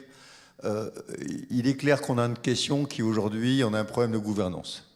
Mais d'où vient l'origine? C'est parce que derrière, le peuple n'est pas capable de choisir ses gouvernants, ou c'est parce que les gouvernants ne sont pas capables effectivement de faire évoluer les gens? On a effectivement derrière un cercle vicieux qui est, on ne sait pas les faire monter, on ne sait pas faire évoluer cette situation politique, parce qu'en même temps, on n'a pas derrière les gouvernants capables de proposer la vision et les projets pour fédérer, mobiliser les gens. Donc on a effectivement un sentiment de tourner effectivement en rond sur quelque chose, d'un problème qui est comment mobiliser quand les gouvernements ne sont pas capables de mobiliser et que nous ne sommes pas capables derrière de choisir nos gouvernants. Donc on a un gros problème dessus. J'ai le sentiment, moi, qu'à côté de ça, tout le reste, la conséquence, je suis d'accord avec ce que l'on dit aujourd'hui sur ce problème de collectif, de sens collectif, de projet, de vision nationale. Comment aujourd'hui le créer?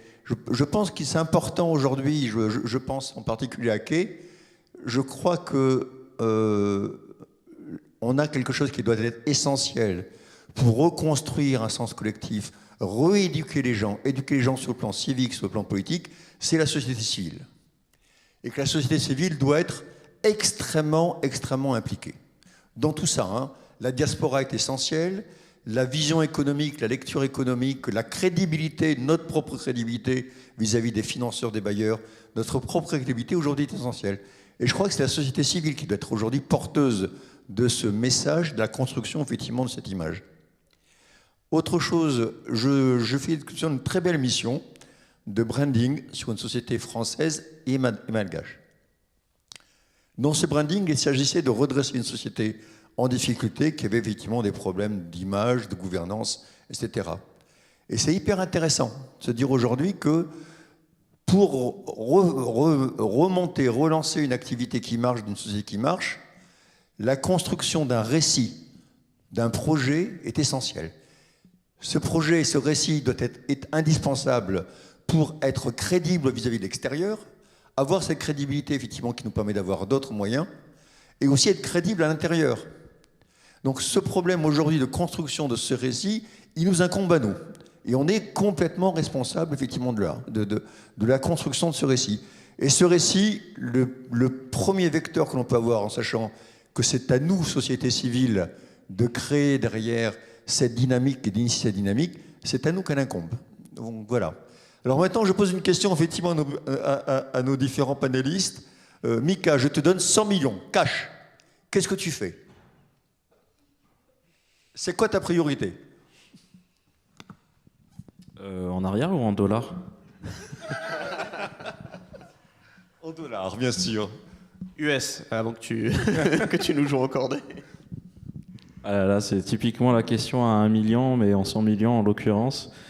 Pour être fidèle à tout ce qui s'est dit aujourd'hui, c'est forcément de l'investissement pluriannuel étalé sur l'éducation, pas seulement au sens de construire des écoles, mais aussi travailler vraiment sur la réflexion autour de ce qu'on met dans nos manuels, qu'est-ce qu'on enseigne, c'est quoi le malgache, le citoyen malgache que l'on veut avoir demain. Donc tout ça demande de l'ingénierie de projet, des réflexions avec des historiens, des ingénieurs pédagogiques, des anthropologues, etc. Donc du temps homme. Donc moi, je structurais le fameux opérateur de l'éducation indépendant des cycles politiques chargé de mener cette politique publique là sur plusieurs années. Je ne sais pas si 100 millions de dollars... C'est court, hein? C'est court par rapport aux centaines de milliards qu'il nous faut, c'est court. Exactement. Mais c'est aussi dire aujourd'hui quelles sont tes priorités, quoi. Oui, voilà. Pardon de te monopoliser l'édition, d'accord. Même question derrière. Kay, je te donne 100 millions, tu fais quoi? Je lutte contre la corruption encore plus, ça c'est la priorité absolue pour moi. Mais plus sérieusement, j'avais parlé d'éducation civique, hein, il y a vraiment aussi ce besoin. Madagascar est un grand pays, je pense qu'on frise les 30 millions de personnes, de citoyens maintenant. Il faut vraiment approcher chaque citoyen, réveiller cette personne en disant il faut qu'on fasse un truc ensemble. Et puis aussi, j'utiliserai cet argent pour initier ce dialogue qu'on n'a jamais eu et dont on vient de parler. Qu'est-ce qu'on veut faire ensemble? Où est-ce qu'on veut aller, etc. Ça, il faut investir là-dedans, hein, pour qu'on ait un consensus. On parle souvent d'une constitution malgache au malgache, etc. Mais est-ce qu'on l'aura un jour? Il y a eu une initiative, si vous vous en rappelez, à l'époque, ça avait été porté par Madeleine Ramaoulumias. Peut-être que Ralison s'en rappelle, c'était lors de la crise de 2009, il y avait les assises générales de la démocratie, je ne me rappelle pas du nom exact, mais il y a eu des consultations dans les régions, etc. Il en était sorti quelque chose.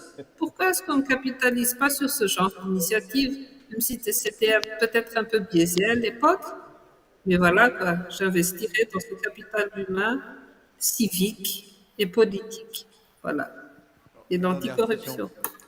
C'est pas que les autres soient pas intéressants, mais ça m'intéresse d'avoir le regard de Elie, en sachant que Elie représente derrière l'Afrique. Donc je donne 100 millions par pays africain. Par pays, oui, ça fait beaucoup.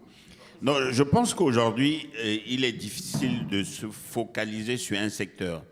Je pense qu'on a un certain nombre de secteurs qui peuvent entraîner l'économie, que ce soit un peu l'éducation, la santé, comme je vous disais tout à l'heure, l'agriculture, la petite transformation, tout ça va faire que l'économie tourne.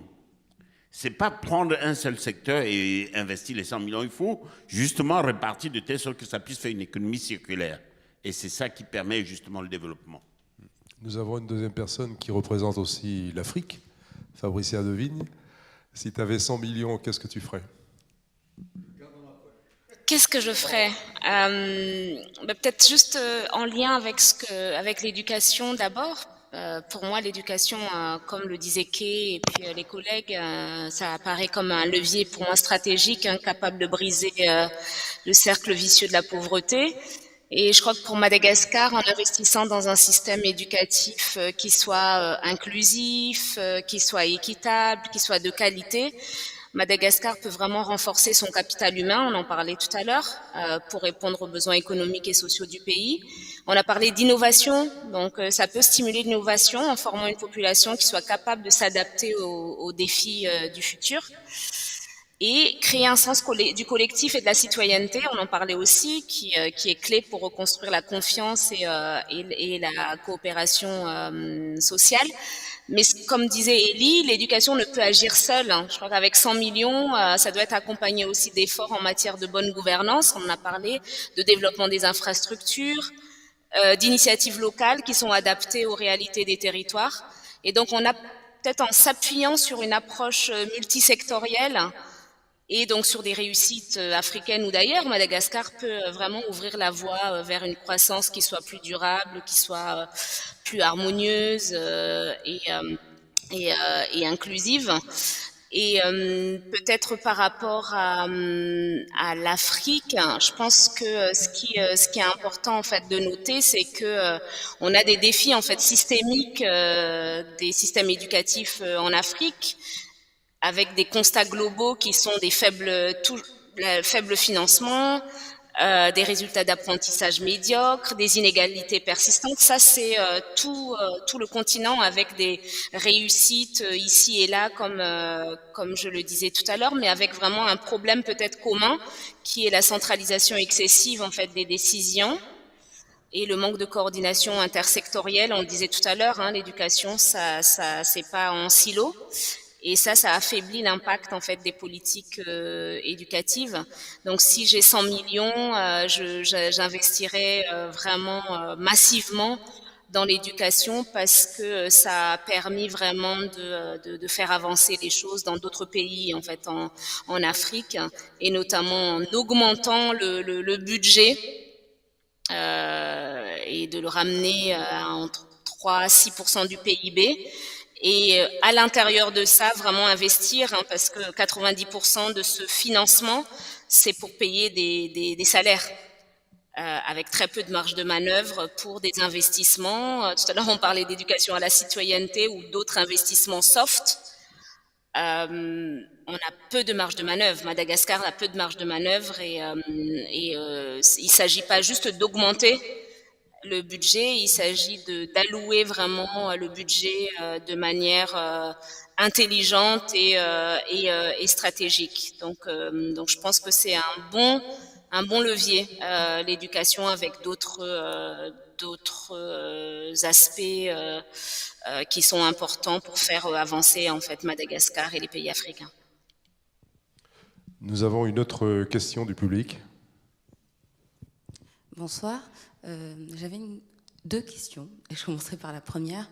Moi, mon constat, c'est qu'à Madagascar, il y a tout. Il y a les ressources naturelles, et pourtant, il y a des compétences, du coup, dans tout ce qui est médecine traditionnelle.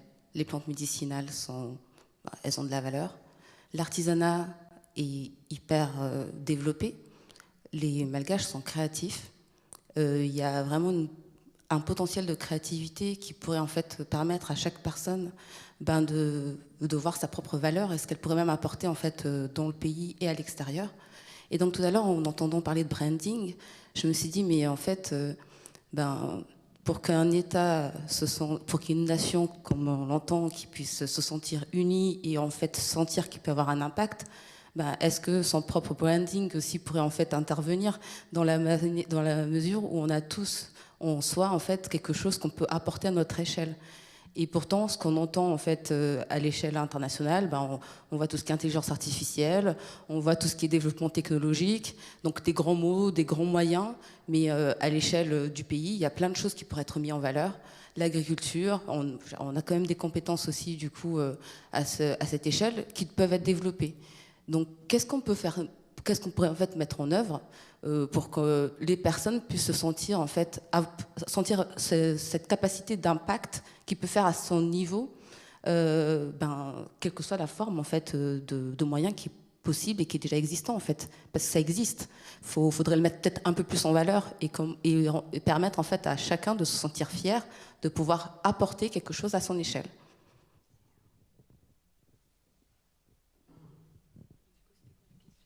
La question sur le rebranding collectif à travers la valorisation de réussites individuelles ou plus ou moins collectives d'une région, d'un secteur.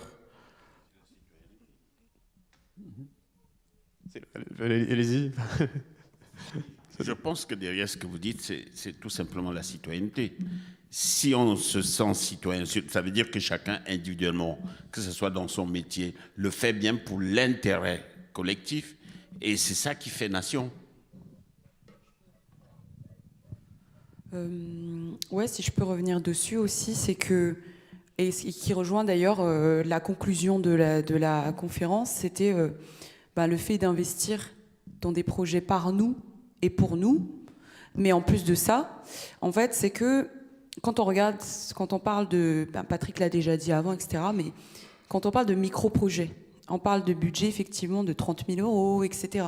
Mais tout le monde n'a pas les informations suffisantes pour pouvoir bien gérer 30 000 euros, 2 000 euros, 5 000 euros, 3 000 euros, 4 000 euros.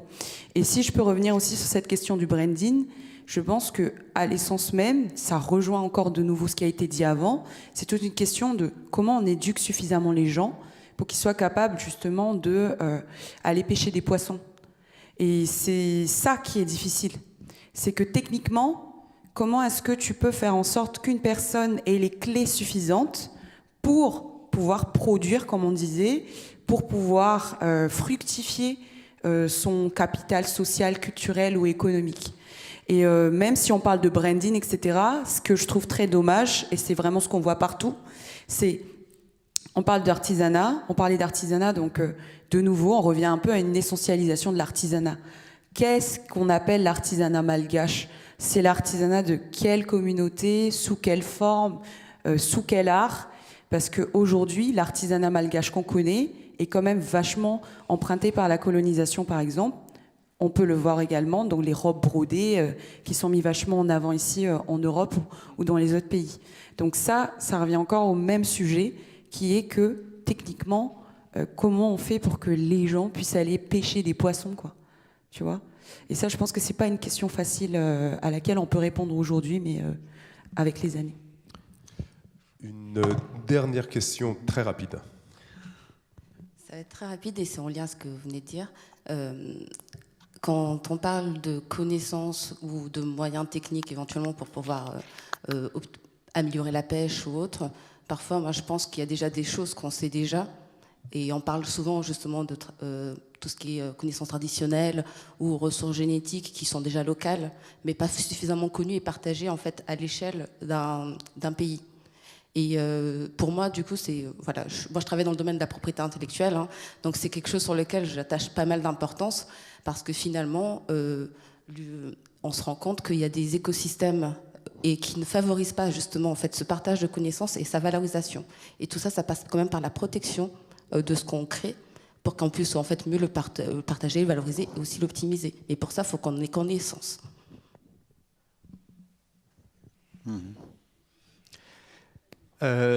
Merci. Merci à tous de participer. On a le temps pour un petit mot de la fin ou on enchaîne ? Oui.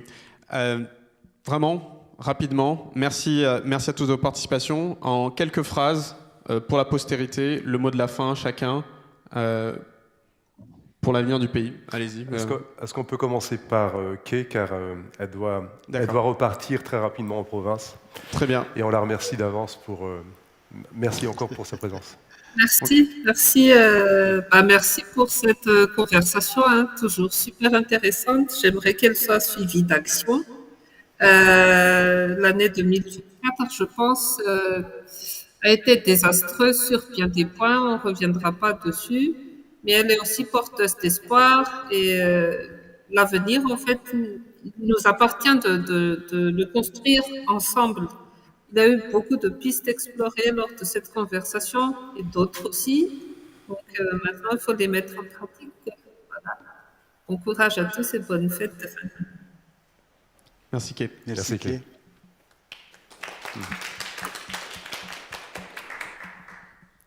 Ralson, le mot de la fin.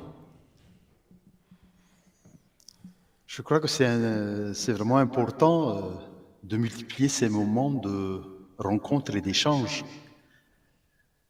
qui permettent d'avancer dans la construction de la nation. Ce n'est pas facile. Je pense que c'est important. Et 2025, c'est pas encore tout à fait acquis que ça va être une année de stabilité. Mais justement, les rencontres, les échanges, le partage permettent de construire cette stabilité qui ne soit pas artificielle. Voilà. Merci. Fabricia?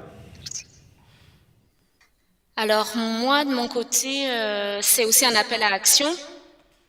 Je crois qu'aujourd'hui, nous avons entre les mains une opportunité historique. Donc, on a discuté des causes structurelles, mais on a aussi parlé des solutions. Investir dans l'éducation pour transformer non seulement l'avenir de nos enfants, mais aussi celui de notre nation. Et c'est, je pense, par une volonté collective, une vision stratégique et des actions concertées que Madagascar pourra bâtir un avenir où chaque enfant aura les outils pour réussir et contribuer à un développement pérenne. Merci. Allez-y. Merci tout le monde. Et moi, je vais dire, soyons prêts à abandonner nos privilèges si le moment vient où ça sera nécessaire. Ne recommençons pas en fait ce qui a déjà été vu dans le passé et devant.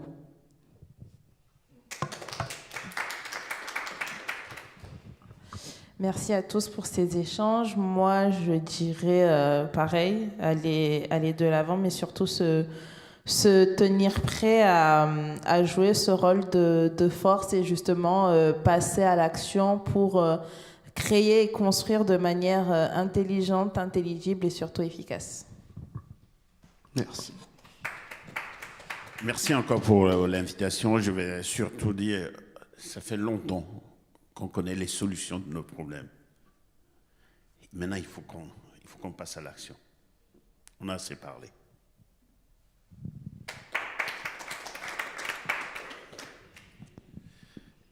Je risque de ne pas être très innovant, surtout en fin de conférence, mais je rejoins tout à fait les propos de mes camarades panélistes et j'ai envie de dire, tenons-nous, tenez-vous dans la brèche, parce qu'on est à un moment charnière de notre histoire.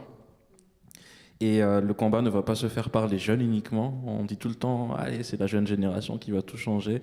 Quand on remet un peu un coup d'histoire sur tout ce qui s'est passé avant, on se rend compte que tous les grands changements ont tout le temps été le fruit de luttes intergénérationnelles. Alors peut-être qu'à un moment, la jeunesse se met un peu plus en avant pour prendre des risques, etc. Mais elle a tout le temps besoin de l'appui des autres, des plus anciens et même des plus jeunes qu'elle, pour vraiment arriver à un changement holistique, collectif et voulu. Et d'ici là, faites chacun de vos gestes pour Madagascar un acte citoyen en tant que tel. Aller pêcher du poisson à Madagascar, c'est un acte citoyen, parce qu'on va le revendre, parce qu'on va répondre à nos besoins, parce que quelqu'un va être content en l'achetant. Entreprendre, c'est un acte citoyen. Signer une pétition salée, envoyer de l'argent à Madagascar est un acte citoyen. Tout ce qu'on fait pour Madagascar est un acte citoyen. Donc faites de chacun de vos instants à Madagascar un acte citoyen. Merci à tous. Merci pour vos contributions. Donc, au travail, et je redonne la main à Tine pour conclure cette conférence. Bien, merci à tout le monde. Merci à tous les panélistes d'avoir participé à cette conférence qui a été retransmise sur YouTube et Facebook. Vous allez pouvoir retrouver cette conférence-là à la fin de la semaine en rediffusion afin de pouvoir reprendre des notes, réécouter tout ça. C'était très riche. Ça me fait penser un peu au général de Gaulle qui disait on vous a compris. Il a dit « je », mais on vous a compris. Et ce qu'on a compris surtout, c'est que Madagascar est enfin premier pays le plus pauvre. Et le deuxième écho qu'on a eu lors de cette conférence, c'est qu'il faut passer à l'action. À plusieurs reprises, c'est revenu. Et cette action-là, ça commence par de l'action humaine. Parce que chaque voix compte, chaque personne compte. Et la société est faite d'éléments humains qui ont le libre arbitre et ont la possibilité d'agir. Et comme disait un des panélistes tout à l'heure, une panéliste notamment, toutes les voix comptent, mais elles sont égales. Et donc, soit on passe notre temps à faire des conférences et à faire des discours et à monter des projets, des théories, aider à droite et à gauche, mais ça commence déjà par l'être humain et le pouvoir de décision. Si on ne prend pas la décision, ce sera les autres qui prendront la décision à notre place. Merci d'avoir participé à cette conférence et nous allons continuer avec du networking pour les panélistes qui sont là. Et à la prochaine. Merci Tine pour cette année. Merci.